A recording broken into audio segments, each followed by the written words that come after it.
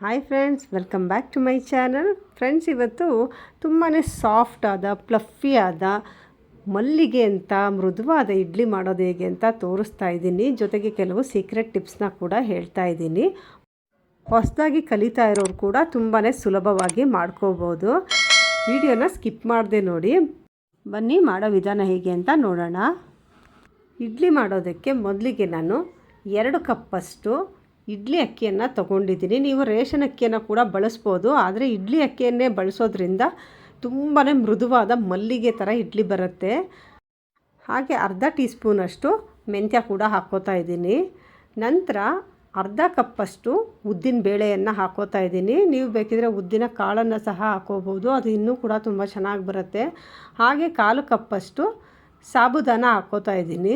ಇದು ದಪ್ಪದ ಬೇಕಿದ್ರೆ ಹಾಕ್ಕೋಬೋದು ಅಥವಾ ಈ ಸಣ್ಣದು ಬೇಕಿದ್ರೂ ಹಾಕ್ಕೋಬೋದು. ನಾನು ಸಣ್ಣ ಸಾಬುದಾನವನ್ನು ಹಾಕ್ಕೋತಾ ಇದ್ದೀನಿ. ಅದನ್ನು ಕೂಡ ಉದ್ದಿನಬೇಳೆ ಜೊತೆನೇ ಸೇರಿಸ್ಬಿಟ್ಟು ಇದನ್ನು ಒಂದು ಸಲ ಮಾತ್ರ ಚೆನ್ನಾಗಿ ತೊಳ್ಕೊಬೇಕು. ಇದನ್ನು ಜಾಸ್ತಿ ಸಲ ತೊಳೆಯೋದಕ್ಕೆ ಹೋಗಬಾರ್ದು. ಒಂದು ಸಲ ಇವಾಗ ಇದನ್ನು ಚೆನ್ನಾಗಿ ತೊಳ್ಕೊಂಡು ಬರೋಣ. ಯಾವಾಗಲೂ ಅಷ್ಟೇ, ಇಡ್ಲಿ ಮಾಡಬೇಕಾದ್ರೆ ಅಕ್ಕಿಯನ್ನು ಜಾಸ್ತಿ ತೊಳಿಬೇಕು, ಆದರೆ ಉದ್ದಿನಬೇಳೆಯನ್ನು ಜಾಸ್ತಿ ತೊಳಿಬಾರ್ದು. ಕೇವಲ ಒಂದು ಸಲ ಮಾತ್ರ ನೀಟಾಗಿ ತೊಳ್ಕೊಂಡು ಬಿಡಬೇಕು. ಅದರಿಂದ ಇಡ್ಲಿ ತುಂಬಾ ಚೆನ್ನಾಗಿ ಬರುತ್ತೆ. ಈಗ ತೊಳ್ಕೊಂಡ ನಂತರ ಉದ್ದಿನಬೇಳೆಗೆ ನೀರನ್ನು ಹಾಕಿಬಿಟ್ಟು ನೆನೆಯೋದಕ್ಕೆ ಇಟ್ಕೊತಾ ಇದ್ದೀನಿ. ಇವಾಗ ಅಕ್ಕಿಯನ್ನು ತೊಳ್ಕೊಳ್ಳೋಣ. ಅಕ್ಕಿಯನ್ನು ನೀವು 5ರಿಂದ 6 ಸಲನಾದರೂ ಚೆನ್ನಾಗಿ ತೊಳ್ಕೊಬೇಕಾಗುತ್ತೆ. ಅಕ್ಕಿಯನ್ನು ಸರಿಯಾಗಿ ತೊಳೆದೇ ಇದ್ದರೆ ಇಡ್ಲಿ ಬೆಳ್ಳಗೆ ಬರೋದಿಲ್ಲ ಮತ್ತು ಸರಿಯಾಗಿ ಫರ್ಮೆಂಟ್ ಆಗೋದಿಲ್ಲ. ಆದ್ದರಿಂದ ಅಕ್ಕಿಯನ್ನು ಆದಷ್ಟು ಚೆನ್ನಾಗಿ ತೊಳ್ಕೊಳ್ಳಿ. 5ರಿಂದ 6 ಸಲ ತೊಳಿಬೇಕಾಗತ್ತೆ. ಇವಾಗ ಅಕ್ಕಿಯನ್ನು 5ರಿಂದ 6 ಸಲ ತೊಳ್ಕೊಂಡಿದ್ದೀನಿ. ಇವಾಗ ಇದಕ್ಕೆ ನೀರನ್ನು ಹಾಕಿಬಿಟ್ಟು 6 ಗಂಟೆಗಳ ಕಾಲ ನೆನೆಯೋದಕ್ಕೆ ಇಡಬೇಕು. ನೋಡಿ, ನೀರು ಈ ರೀತಿ ಟ್ರಾನ್ಸ್ಪರೆಂಟಾಗಿ ಕಾಣಿಸ್ಬೇಕು, ಅಲ್ಲಿವರೆಗೂ ತೊಳ್ಕೊಬೇಕಾಗತ್ತೆ. ನೋಡಿ, ಸ್ವಲ್ಪ ಕೂಡ ಗಲೀಜಿಲ್ಲ. ಇವಾಗ ಇದಕ್ಕೆ ಒಂದು ತಟ್ಟೆಯನ್ನು ಮುಚ್ಚಿಬಿಟ್ಟು 6 ಗಂಟೆಗಳ ಕಾಲ ನೆನೆಯೋದಕ್ಕೆ ಇಟ್ಬಿಡೋಣ. ಇವಾಗ ಅಕ್ಕಿ 6 ಗಂಟೆಗಳ ಕಾಲ ನೆಂದಿದೆ. ನಾನಿವಾಗ ಅರ್ಧ ಕಪ್ಪಷ್ಟು ಪೇಪರ್ ಅವಲಕ್ಕಿಯನ್ನು ಒಂದು ಬಟ್ಲಿಗೆ ಹಾಕ್ಕೊಳ್ತಾ ಇದ್ದೀನಿ. ಇದನ್ನು ಅಕ್ಕಿ ನೆನೆಸುವಾಗಲೇ ಹಾಕೋದಕ್ಕೆ ಹೋಗಬಾರ್ದು. ನಾವು ರುಬ್ಬೋ ಟೈಮ್ನಲ್ಲಿ ಒಂದು 2 ನಿಮಿಷ ನೆನೆಸ್ಕೊಂಡ್ರೆ ಸಾಕಾಗುತ್ತೆ. ಇವಾಗ ಇದಕ್ಕೆ ನೀರನ್ನು ಹಾಕಿಬಿಟ್ಟು ಒಂದು 2ರಿಂದ 3 ನಿಮಿಷ ನೆನೆಸ್ಕೊಳ್ಳೋಣ. ಇವಾಗ ಉದ್ದಿನಬೇಳೆ 6 ಗಂಟೆಗಳ ಕಾಲ ಚೆನ್ನಾಗಿ ನೆಂದಿದೆ, ಅವಲಕ್ಕಿ ಕೂಡ ನೆಂದಿದೆ, ಹಾಗೆ ಅಕ್ಕಿ ಕೂಡ ಚೆನ್ನಾಗಿ ನೆಂದಿದೆ. ನೋಡಿ, ನೀರು ಎಷ್ಟು ಟ್ರಾನ್ಸ್ಪರೆಂಟಾಗಿ ಕಾಣಿಸ್ತಾ ಇದೆ ಅಂತ.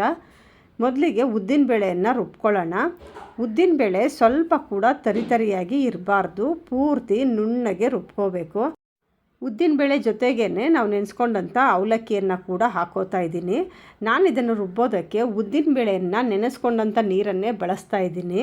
ನೀರನ್ನು ಸ್ವಲ್ಪ ಸ್ವಲ್ಪನೇ ಹಾಕ್ಕೊಂಡು ನೋಡಿಕೊಂಡು ಗಟ್ಟಿಯಾಗಿ ರುಬ್ಕೋಬೇಕಾಗತ್ತೆ. ನೋಡಿ, ಸ್ವಲ್ಪ ಕೂಡ ತರಿ ಇರಬಾರ್ದು, ಪೂರ್ತಿ ನೈಸಾಗಿ ರುಬ್ಕೋಬೇಕು. ರುಬ್ಕೊಂಡಂಥ ಉದ್ದಿನಬೇಳೆಯನ್ನು ಒಂದು ಪಾತ್ರೆಗೆ ಹಾಕ್ಕೊಳ್ಳೋಣ.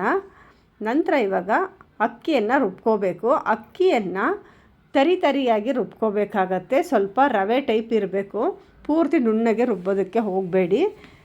ಆದಷ್ಟು ತರಿಯಾಗಿ ಸ್ವಲ್ಪ ನೀರನ್ನು ಸೇರಿಸಿ ಗಟ್ಟಿಯಾಗಿ ರುಬ್ಕೋಬೇಕು. ಎಷ್ಟು ಸಾಧ್ಯನೋ ಅಷ್ಟು ಗಟ್ಟಿಯಾಗಿ ರುಬ್ಕೊಳ್ಳಿ. ನೋಡಿ, ಈ ರೀತಿ ರವೆ ರೀತಿ ಕಾಣಿಸ್ಬೇಕು. ಇಷ್ಟು ತರಿಯಾಗಿ ರುಬ್ಕೋಬೇಕಾಗತ್ತೆ. ತುಂಬ ತೆಳುವಾಗಿ ರುಬ್ಬೋದಕ್ಕೆ ಹೋಗಬೇಡಿ, ಆದಷ್ಟು ಗಟ್ಟಿಯಾಗಿ ರುಬ್ಕೊಳ್ಳಿ. ಇವಾಗ ರುಬ್ಕೊಂಡಂಥ ಹಿಟ್ಟನ್ನು ಒಂದು ಪಾತ್ರೆಗೆ ಹಾಕ್ಕೊಳ್ಳೋಣ. ಹಿಟ್ಟನ್ನು ಇವಾಗ ಕೈಯಿಂದನೇ ಚೆನ್ನಾಗಿ ಮಿಕ್ಸ್ ಮಾಡ್ಕೋಬೇಕು. ಕೈಯಿಂದನೇ ಹಿಟ್ಟನ್ನು ಮಿಕ್ಸ್ ಮಾಡೋದ್ರಿಂದ ಹಿಟ್ಟು ಚೆನ್ನಾಗಿ ಹುಳಿ ಬರುತ್ತೆ. ಆದಷ್ಟು ಕೈಯಿಂದನೇ ಚೆನ್ನಾಗಿ ಮಿಕ್ಸ್ ಮಾಡ್ಕೊಳ್ಳೋಣ. ಇವಾಗ ಇದಕ್ಕೆ ಒಂದು ಸೀಕ್ರೆಟ್ ಇಂಗ್ರೀಡಿಯೆಂಟ್ಸನ್ನು ಹಾಕ್ಕೋಬೇಕಾಗತ್ತೆ. ಅದೇನೆಂದರೆ ತೆಂಗಿನಕಾಯಿ ಒಡೆದಿರೋಂಥ ನೀರು. ಇದನ್ನು ಇವತ್ತು ಅಕ್ಕಿಯನ್ನು ನೆನೆಸ್ತೀವಿ ಅಂದರೆ ಅದರ ಹಿಂದಿನ ದಿವಸನೇ ಎಳ್ನೀರನ್ನು ಒಡೆದ್ಬಿಟ್ಟು ಅದಕ್ಕೆ 1 ಟೀ ಸ್ಪೂನಷ್ಟು ಸಕ್ಕರೆಯನ್ನು ಹಾಕಿ ಮಿಕ್ಸ್ ಮಾಡಿ ಒಂದು ಬಾಕ್ಸ್ನಲ್ಲಿ ಹಾಕಿ 24 ಅವರ್ಸ್ ಹಾಗೆ ಇಟ್ಬಿಡಬೇಕು. ನಾನು ಇದನ್ನು ಅಕ್ಕಿ ನೆನೆ ಹಾಕೋ ಹಿಂದಿನ ದಿವಸ ಒಡೆದ್ಬಿಟ್ಟು ಇದನ್ನು ಒಂದು ಬಾಕ್ಸ್ನಲ್ಲಿ ಹಾಕಿ ಇಡ್ತಾಯಿದ್ದೀನಿ. ಇದು 24 ಗಂಟೆ ಆದ ನಂತರ ಚೆನ್ನಾಗಿ ಹುಳಿ ಬಂದಿರುತ್ತೆ. ಆವಾಗ ಇದನ್ನು ಹಿಟ್ಟಿಗೆ ಸೇರಿಸ್ಕೋಬೇಕಾಗತ್ತೆ. ಇವಾಗ ಇದನ್ನು ಒಂದು ಬಾಕ್ಸ್ನಲ್ಲಿ ಹಾಕಿ ನಾನು 24 ಅವರ್ಸು ಇಟ್ಕೊಂಡಿದ್ದೆ. ಇವಾಗ ಅದನ್ನು ರುಬ್ಬಿದಂಥ ಹಿಟ್ಟಿಗೆ ಸ್ವಲ್ಪ ಸೇರಿಸ್ಕೊಳ್ಳೋಣ. ಒಂದು 4 ಟೀ ಸ್ಪೂನಷ್ಟು ಸೇರಿಸ್ಕೊಂಡ್ರೆ ಸಾಕಾಗುತ್ತೆ. ಇದನ್ನು ಹಾಕೋದ್ರಿಂದ ಹಿಟ್ಟು ಚೆನ್ನಾಗಿ ಹುಳಿ ಬರುತ್ತೆ. ಹಾಗೆ ಇಡ್ಲಿ ತುಂಬಾ ಪ್ಲಫಿಯಾಗಿ ಸಾಫ್ಟಾಗಿ ಚೆನ್ನಾಗಿ ಬರುತ್ತೆ. ನೀವು ಸೋಡಾ ಹಾಕೋ ಅವಶ್ಯಕತೆ ಇಲ್ಲ. ನಾನು ಇದಕ್ಕೆ ಸೋಡಾವನ್ನು ಬಳಸ್ತಾ ಇಲ್ಲ. ತುಂಬ ನೀರನ್ನು ಕೂಡ ಹಾಕೋದಕ್ಕೆ ಹೋಗಬೇಡಿ. ಒಂದು 4 ಸ್ಪೂನಷ್ಟು ಹಾಕ್ಬಿಟ್ಟು ಚೆನ್ನಾಗಿ ಕೈಯಿಂದನೇ ಮಿಕ್ಸ್ ಮಾಡಿಬಿಟ್ಟು ಇದನ್ನು ಓವರ್ನೈಟು ಫರ್ಮೆಂಟ್ ಆಗೋದಕ್ಕೆ ಬಿಡಬೇಕು.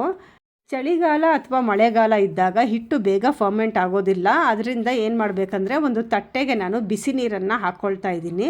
ಬಿಸಿ ನೀರನ್ನು ಹಾಕಿಬಿಟ್ಟು ಅದರ ಮೇಲೆ ಪಾತ್ರೆಯನ್ನು ಇಟ್ಬಿಟ್ಟು ಒಂದು ತಟ್ಟೆಯನ್ನು ಮುಚ್ಚಿ ಒಂದು ಭಾರವಾಗಿರೋ ಈ ರೀತಿ ಒಂದು ಕಲ್ಲನ್ನು ಇಟ್ಟರೆ ಆಗ ಗಾಳಿ ಆಡೋದಿಲ್ಲ. ಆವಾಗ ಹಿಟ್ಟು ಚೆನ್ನಾಗಿ ಹುದುಗು ಬರುತ್ತೆ. ಇವಾಗ ಇದನ್ನು ಓವರ್ನೈಟು ಇಟ್ಬಿಡೋಣ. ನೋಡಿ, ಇವಾಗ ನೆಕ್ಸ್ಟ್ ಡೇ ಮಾರ್ನಿಂಗ್ ನೋಡಿ ಹಿಟ್ಟು ತುಂಬಾ ಚೆನ್ನಾಗಿ ಫರ್ಮೆಂಟ್ ಆಗಿದೆ. ನೋಡಿ ಎಷ್ಟು ಚೆನ್ನಾಗಿ ಫರ್ಮೆಂಟ್ ಆಗಿದೆ ಅಂತ. ಹಿಟ್ಟು ನೋಡೋದಕ್ಕೆ ಒಳ್ಳೆ ಬೆಣ್ಣೆ ರೀತಿ ಕಾಣಿಸ್ತಾ ಇದೆ. ತುಂಬಾ ಚೆನ್ನಾಗಿ ಹುದುಗು ಬಂದಿದೆ. ನಾವು ಇದಕ್ಕೆ ತೆಂಗಿನಕಾಯಿ ಹೊಡೆದಿರೋಂಥ ನೀರನ್ನು ಸೇರಿಸಿರೋದ್ರಿಂದ ತುಂಬಾ ಚೆನ್ನಾಗಿ ಹುದುಗು ಬಂದಿದೆ. ಇವಾಗ ಇದಕ್ಕೆ 1 ಟೀ ಸ್ಪೂನಷ್ಟು ಉಪ್ಪನ್ನು ಹಾಕಿ ಸ್ವಲ್ಪ ಮಿಕ್ಸ್ ಮಾಡ್ಕೋಬೇಕು. ಹಿಟ್ಟನ್ನು ಇವಾಗ ಜಾಸ್ತಿ ಮಿಕ್ಸ್ ಮಾಡೋದಕ್ಕೆ ಹೋಗಬಾರ್ದು. ಆ ರೀತಿ ಮಾಡೋದ್ರಿಂದ ಏನಾಗುತ್ತೆ, ಫರ್ಮೆಂಟ್ ಆಗಿರೋದೆಲ್ಲ ಹೊರಟೋಗ್ಬಿಡುತ್ತೆ. ಹಾಗೆ ನೀವು ಅಕ್ಕಿಯನ್ನು ರುಬ್ಬಬೇಕಾದ್ರೆ ಮಿಕ್ಸಿ ಜಾರು ಬಿಸಿ ಆಗೋ ತನಕ ಬಿಡಬಾರ್ದು. ಆ ರೀತಿ ಮಾಡೋದ್ರಿಂದ ಕೂಡ ಹಿಟ್ಟು ಸರಿಯಾಗಿ ಫರ್ಮೆಂಟ್ ಆಗೋದಿಲ್ಲ. ಕೆಲವರು ಹೇಳ್ತಾರೆ ನಮ್ಮ ಕೈಯಲ್ಲಿ ಹಿಟ್ಟು ಹುದುಗು ಬರೋದಿಲ್ಲ ಅಂತ. ಅದಕ್ಕೆ ಇದೇ ರೀಸನ್. ಜಾರ್ ಬಿಸಿ ಆಗ್ತಿದ್ದಾಗೆ ಸ್ಟಾಪ್ ಮಾಡಿಬಿಡಬೇಕು. ಅದು ಪೂರ್ತಿ ತಣ್ಣಗಾದ್ಮೇಲೆ ಮತ್ತೆ ರುಬ್ಬಬೇಕಾಗತ್ತೆ. ನೋಡಿ, ಇದನ್ನು ಜಾಸ್ತಿ ಮಿಕ್ಸ್ ಮಾಡಬಾರ್ದು. ಸೌಟಿಂದ ನಿಧಾನಕ್ಕೆ ಸ್ವಲ್ಪ ಈ ರೀತಿ ಮಿಕ್ಸ್ ಮಾಡಿಕೊಂಡ್ರೆ ಸಾಕಾಗುತ್ತೆ. ಉಪ್ಪು ಎಲ್ಲ ಕಡೆ ಮಿಕ್ಸ್ ಆದರೆ ಸಾಕು. ಜಾಸ್ತಿ ಮಿಕ್ಸ್ ಮಾಡೋದಕ್ಕೆ ಹೋಗಬೇಡಿ. ನಾನು ಇದಕ್ಕೆ ಯಾವುದೇ ಅಡುಗೆ ಸೋಡಾವನ್ನು ಬಳಸ್ತಾ ಇಲ್ಲ. ಇದು ಹೀಗೇ ತುಂಬಾ ಚೆನ್ನಾಗಿ ಫ್ಲಫಿಯಾಗಿ ಬರುತ್ತೆ. ಇವಾಗ ಹಿಟ್ಟು ರೆಡಿ ಆಯಿತು. ಇವಾಗ ಇಡ್ಲಿ ಪ್ಲೇಟಿಗೆ ಎಣ್ಣೆಯನ್ನು ಸವರ್ಕೊಳ್ಳೋಣ. ಎಣ್ಣೆಯನ್ನು ಸವರ್ಬಿಟ್ಟು ಹಾಕೋದ್ರಿಂದ ಇಡ್ಲಿಯನ್ನು ಬಿಡಿಸ್ಬೇಕಾದ್ರೆ ಸಲೀಸಾಗಿ ಬರುತ್ತೆ. ಇವಾಗ ಇದಕ್ಕೆ ಹಿಟ್ಟನ್ನು ಹಾಕ್ಕೊಳ್ಳೋಣ. ಹಿಟ್ಟನ್ನು ಪೂರ್ತಿ ತುಂಬ ಹಾಕೋದಕ್ಕೆ ಹೋಗಬೇಡಿ. ಮುಕ್ಕಾಲು ಭಾಗ ಹಾಕ್ಕೊಂಡ್ರೆ ಸಾಕಾಗುತ್ತೆ. ಯಾಕೆಂದರೆ ಇಡ್ಲಿ ಬೆಂದ ಮೇಲೆ ಸ್ವಲ್ಪ ದಪ್ಪ ಆಗುತ್ತೆ. ಆದ್ದರಿಂದ ಮುಕ್ಕಾಲು ಭಾಗ ಮಾತ್ರ ಹಾಕ್ಕೊಂಡ್ರೆ ಸಾಕಾಗತ್ತೆ. ಇವಾಗ ಇಡ್ಲಿ ಪಾತ್ರೆಯನ್ನು ಸ್ಟವ್ ಮೇಲೆ 1 ಗ್ಲಾಸಷ್ಟು ನೀರನ್ನು ಹಾಕಿಬಿಟ್ಟು ಕಾಯೋದಕ್ಕೆ ಇಟ್ಟಿದ್ದೀನಿ. ಇವಾಗ ಇಡ್ಲಿಯನ್ನು ಬೇಯೋದಕ್ಕೆ ಇಡೋಣ. ಪ್ಲೇಟನ್ನು ಇಟ್ಬಿಟ್ಟು ಲಿಡ್ ಕ್ಲೋಸ್ ಮಾಡಿ 7ರಿಂದ 8 ನಿಮಿಷ ಬೇಯಿಸ್ಕೊಂಡ್ರೆ ಸಾಕಾಗುತ್ತೆ. ಇಡ್ಲಿಯನ್ನು ತುಂಬ ಹೊತ್ತು ಬೇಯಿಸೋದ್ರಿಂದ ಕೂಡ ಇಡ್ಲಿ ಗಟ್ಟಿಯಾಗೋಗುತ್ತೆ. ನೋಡಿ, ಇವಾಗ ಒಂದು 7 ನಿಮಿಷಗಳ ಕಾಲ ಇಡ್ಲಿ ಬೆಂದಿದೆ. ಇವಾಗ ಕೈಯನ್ನು ಸ್ವಲ್ಪ ಒದ್ದೆ ಮಾಡಿಕೊಂಡು ಈ ರೀತಿ ಮುಟ್ಟಿದಾಗ ಕೈಗೆ ಅಂಟಬಾರ್ದು. ಆವಾಗ ಇಡ್ಲಿ ಕರೆಕ್ಟಾಗಿ ಬೆಂದಿದೆ ಅಂತ. ಇದನ್ನು ಬಿಸಿನಲ್ಲೇ ತೆಗೆಯೋದಕ್ಕೆ ಹೋಗಬೇಡಿ, ಅದು ಕಿತ್ತೋಗುತ್ತೆ. ಸ್ವಲ್ಪ ತಣ್ಣಗಾಗೋದಕ್ಕೆ ಬಿಟ್ಬಿಟ್ಟು ಇವಾಗ ಅದನ್ನು ಓಪನ್ ಮಾಡಿ ನೋಡೋಣ. ನೋಡಿ, ಇಡ್ಲಿ ತುಂಬಾ ಮೃದುವಾಗಿ ಫ್ಲಫಿಯಾಗಿ ತುಂಬಾ ಚೆನ್ನಾಗಿ ಬಂದಿದೆ. ಈಗ ಇನ್ನೂ ಒಂದು ರೀತಿಯಲ್ಲಿ ಮಾಡಿ ತೋರಿಸ್ತಾ ಇದ್ದೀನಿ. ನೋಡಿ, ನಾನೊಂದು ಬಟ್ಲನ್ನು ತಗೊಂಡಿದ್ದೀನಿ. ಆ ಬಟ್ಲಿಗೆ ಎಣ್ಣೆಯನ್ನು ಸವರ್ಬಿಟ್ಟು ಅದರಲ್ಲಿ ಅರ್ಧದಷ್ಟು ಮಾತ್ರ ಹಿಟ್ಟನ್ನು ಹಾಕೋಬೇಕು. ಪೂರ್ತಿ ಹಾಕೋದಕ್ಕೆ ಹೋಗಬಾರ್ದು. ಇದು ಬೆಂದ ಮೇಲೆ ಪೂರ್ತಿ ದಪ್ಪ ಆಗುತ್ತೆ. ಮತ್ತು ಇನ್ನೂ ಸ್ವಲ್ಪ ದೊಡ್ಡ ಸೈಜಿಂದು ಬಟ್ಲು ಕೂಡ ತೊಗೊಂಡಿದ್ದೀನಿ. ಅದರಲ್ಲಿ ನಾನೊಂದು 1/4 ಭಾಗದಷ್ಟು ಮಾತ್ರ ಹಾಕ್ಕೊಳ್ತಾ ಇದ್ದೀನಿ. ನಿಮ್ಮ ಹತ್ರ ತಟ್ಟೆ ಇಡ್ಲಿ ಪ್ಲೇಟ್ ಇಲ್ಲ ಅಂದರೆ ಈ ರೀತಿ ಕೂಡ ಮಾಡ್ಕೋಬೋದು. ಸ್ವಲ್ಪ ಅಗಲವಾಗಿರೋ ಬಟ್ಲಲ್ಲಿ ಮಾಡಿಕೊಂಡ್ರೆ ಚೆನ್ನಾಗಿ ಬರುತ್ತೆ. ಇವಾಗ ಇಡ್ಲಿ ಪ್ಲೇಟನ್ನು ಇಟ್ಬಿಟ್ಟು ಅದರ ಮೇಲೆ ಈ ಬಟ್ಲುಗಳನ್ನು ಇಟ್ಬಿಟ್ಟು ಲಿಡ್ ಕ್ಲೋಸ್ ಮಾಡಿ ಒಂದು 8 ನಿಮಿಷ ಬೇಯಿಸ್ಕೋಬೇಕಾಗತ್ತೆ. ಇವಾಗ ಒಂದು 8 ನಿಮಿಷಗಳ ಕಾಲ ಇಡ್ಲಿ ಚೆನ್ನಾಗಿ ಬೆಂದಿದೆ. ಇವಾಗ ಕೈಯನ್ನು ಒದ್ದೆ ಮಾಡಿಕೊಂಡು ನೋಡೋಣ. ನೋಡಿ, ಇವಾಗ ಮುಟ್ಟಿದರೆ ಅದು ಅಂಟ್ತಾ ಇಲ್ಲ. ಇದನ್ನು ಪೂರ್ತಿ ತಣ್ಣಗಾಗೋದಕ್ಕೆ ಬಿಟ್ಬಿಟ್ಟು ಆನಂತರನೇ ತೆಗಿಬೇಕಾಗತ್ತೆ. ಇಲ್ದಿದ್ರೆ ಅರ್ಧ ಅಲ್ಲೇ ಅಂಟ್ಕೊಂಡ್ಬಿಡುತ್ತೆ. ನೋಡಿ, ಪೂರ್ತಿ ತಣ್ಣಗಾದ ನಂತರ ಒಂದು ಸೌಟಿಂದ ಈ ರೀತಿ ಎಡ್ಜಸನ್ನು ಈ ರೀತಿ ಬಿಡಿಸ್ಕೊಂಡ್ರೆ ಇಡ್ಲಿ ಸುಲಭವಾಗಿ ಬರುತ್ತೆ. ನೋಡಿ, ಸ್ವಲ್ಪ ಕೂಡ ಅಂಟದೆ ಎಷ್ಟು ಚೆನ್ನಾಗಿ ಬಂದಿದೆ ಅಂತ. ಇಡ್ಲಿ ಒಂದು ರೀತಿ ಕಪ್ ಸೈಜಲ್ಲಿ ತುಂಬಾ ಚೆನ್ನಾಗಿ ಕಾಣಿಸ್ತಾ ಇದೆ ನೋಡೋದಕ್ಕೆ. ಇವಾಗ ಸ್ವಲ್ಪ ದೊಡ್ಡ ಸೈಜಿನ ಬಟ್ಲಲ್ಲಿ ಹಾಕ್ಕೊಂಡಂಥ ಇಡ್ಲಿಯನ್ನು ಕೂಡ ಬಿಡಿಸ್ಕೊಳ್ಳೋಣ. ಅದನ್ನು ಕೂಡ ಇದೇ ರೀತಿ ಎಡ್ಜಸನ್ನು ಓಪನ್ ಮಾಡಿಕೊಂಡ್ರೆ ನೋಡಿ ಅದು ಸಲೀಸಾಗಿ ಬಂದುಬಿಡತ್ತೆ. ನೋಡಿ, ಇದು ನೋಡೋದಕ್ಕೆ ಮಿನಿ ತಟ್ಟೆ ಇಡ್ಲಿ ಥರ ಇದೆ. ನೀವು ತಟ್ಟೆ ಇಡ್ಲಿ ಪ್ಲೇಟ್ ಇಲ್ಲ ಅಂದಾಗ ಈ ರೀತಿ ಕೂಡ ಮಾಡ್ಕೋಬೋದು. ಇಡ್ಲಿ ತುಂಬಾ ಸಾಫ್ಟಾಗಿ ಫ್ಲಫಿಯಾಗಿ ಬಂದಿದೆ. ಅದನ್ನು ಒಂದು ಸರ್ವಿಂಗ್ ಪ್ಲೇಟಿಗೆ ಹಾಕ್ಕೊಳ್ಳೋಣ. ನೋಡಿದ್ರಲ್ಲ ಫ್ರೆಂಡ್ಸ್, ತುಂಬಾ ಫ್ಲಫಿಯಾದ ಮೃದುವಾದ ಇಡ್ಲಿ ಮಾಡೋದು ಹೇಗೆ ಅಂತ. ತುಂಬಾ ಸುಲಭವಾಗಿ ತೋರಿಸ್ಕೊಟ್ಟಿದ್ದೀನಿ. ನೀವು ಕೂಡ ಖಂಡಿತ ಒಂದು ಸಲ ಟ್ರೈ ಮಾಡಿ ಹೇಗೆ ಬಂತು ಅಂತ ನನಗೆ ಕಮೆಂಟ್ ಮಾಡಿ ತಿಳಿಸಿ.